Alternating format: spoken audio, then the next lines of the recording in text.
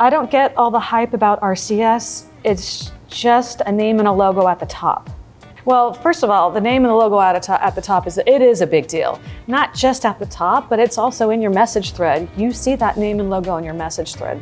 Instant brand recognition. Once you go into the message itself, you're going to see carousels, that rich experience.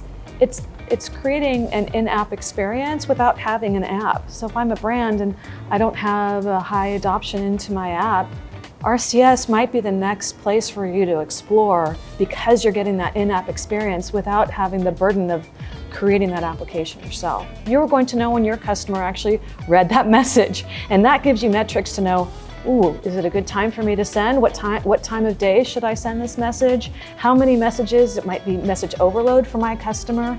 It's going to give you better understanding the response rates from your customers. It's going to give you overall more customer engagement type metrics.